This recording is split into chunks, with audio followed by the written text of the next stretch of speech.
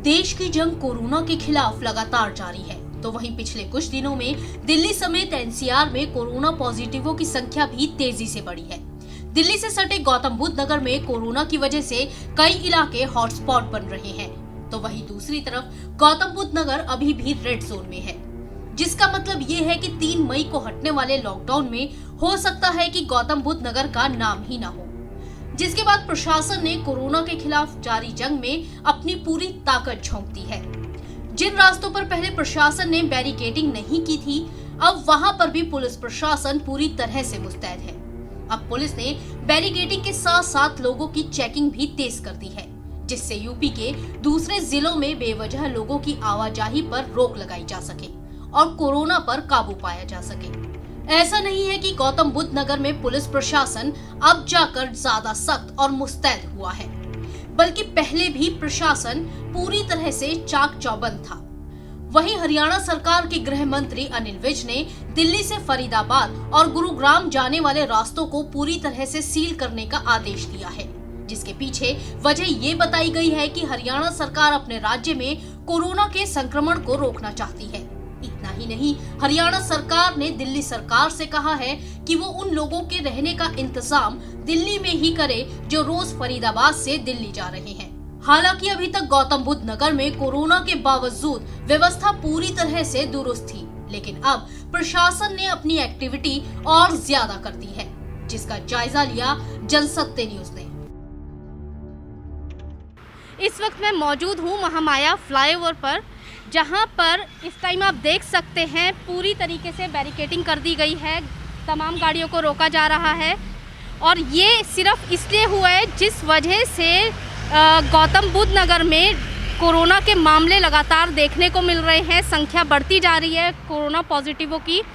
उसकी वजह से यहाँ पर सुरक्षा के तमाम इंतज़ाम किए गए हैं। हालांकि थोड़े दिन पहले हमने आपको एक रिपोर्ट दिखाई थी, तब यहाँ पर ये बैरिकेडिंग नहीं थी। हालांकि तब भी एक एम्बुलेंस तो खड़ी थी और पीसीआर खड़ी थी, लेकिन बैरिकेडिंग नहीं की गई थी।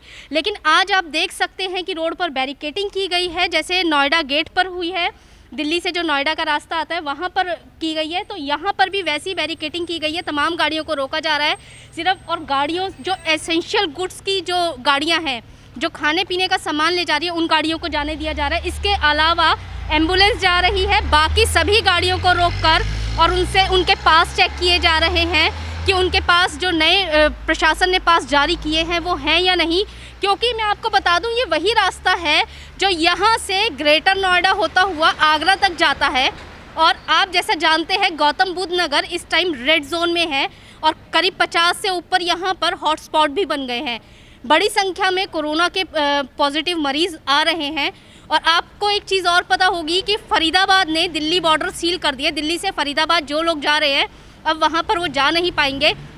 इसके अलावा जो फरीदाबाद से दिल्ली जॉब के लिए आते हैं, तो वहाँ के जो गृह मंत्री अनिल विज ने बोला है या तो दिल्ली सरकार उन लोगों के रहने का इंतज़ाम दिल्ली में करे, अदरवाइज़ बहुत लोगों को प्रॉब्लम हो रही है। उसी के बाद से जब से ये नई प्रणाली लागू हुई है, नए पास जारी हुए हैं और लोगों की संख्या बढ़ रही है, तब उसके बाद से यहाँ पर बैरिकेडिंग की गई है।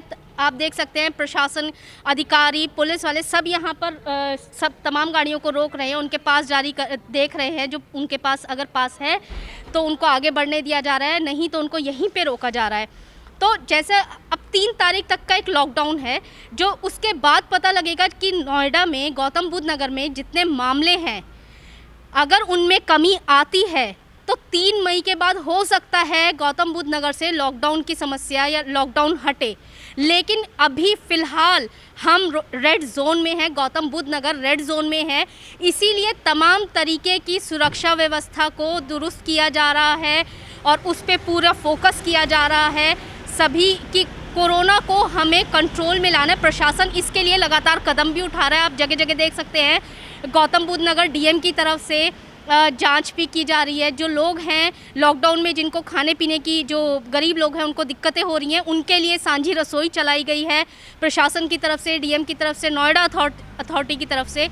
तो डेली वहाँ पे 4 से 5 हज़ार लोगों को खाना दिया जा रहा है। उसमें बना हुआ खाना भी है, राशन भी है। इसके अलावा कई स्वयंसेवी संस्थाएं भी ऐसे लोगों की मदद करने को आगे आई हैं जो कोरोना काल में अपनी आर्थिक मंदी, आर्थिक समस्या से जूझ रहे हैं। और अभी मैं आपको फिर दिखा रही हूँ, आप देख सकते हैं यहाँ पे चाहे बाइक हो चाहे गाड़ी हो, उनको रोका जा रहा है। सिर्फ पुलिस की गाड़ी, एम्बुलेंस और इन तमाम तरह की गाड़ियों को नहीं रोका जा रहा है, ट्रक्स को नहीं रोका जा रहा है, क्योंकि ये खाने का सामान लेकर जा रहे हैं। इनको जाने दिया जा रहा है, बाकी गाड़ियों को रोका जा रहा है। इस वक्त हमारे साथ मौजूद है थाना 39 की सब इंस्पेक्टर निर्मला जी। मैं इनसे बात करने की कोशिश करती हूँ कि यहाँ पर ये सुरक्षा व्यवस्था को कैसे दुरुस्त करने के लिए काम कर रहे हैं।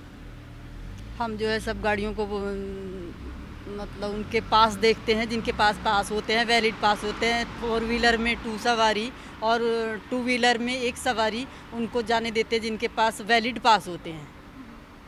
और जो जिनके पास नहीं होते हैं उनको जो है चालान करते हैं, और जो वापस वैसे ही घूमने वाले होते हैं उनको वापस कर देते हैं।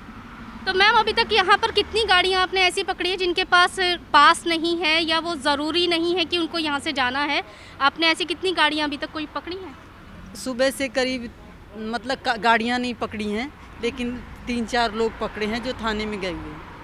अच्छा, आपने उनको थाने में भेज दिया है, तो वो उनके पास नहीं था? इंस्पेक्टर साहब आए हुए थे, वो भी साथ में चेक इन कर रहे थे। और उसके बाद जो यहाँ मतलब जो 188 वाले जिनके खिलाफ कार्रवाई की जा रही है, वो लोग 3-4 थाने चले गए।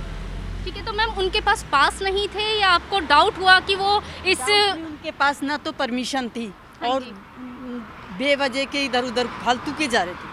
अच्छा, जिसका कोई मतलब रीज़न नहीं था। तो मतलब मैम आपके ऐसा सामने होता है जैसे कोई दवाई लेने जा रहा है, उसके पास दवाई के कागज़ हैं, या फिर कोई सीरियस पेशेंट है, उनको वह हम बिना पास के भी जाने देते हैं। लेकिन जिसका कोई रीज़न ही नहीं है जाने का और वो जा रहा है, तो उनको नहीं जाने देते। तो इस टाइम पर भी, लॉकडाउन के टाइम पर भी आपको ऐसे मामले, मतलब आप 2-4 हो रहे हैं उन मामलों से, जो फालतू में लोग सड़कों पे घूमने के लिए निकले? जी, घूमने के लिए निकलते कई लोग मिल जाते हैं ऐसे। अपने सहयोगी कैमरा पर्सन अरब के साथ मैं सुनैना सिंह, जनसत्य न्यूज़।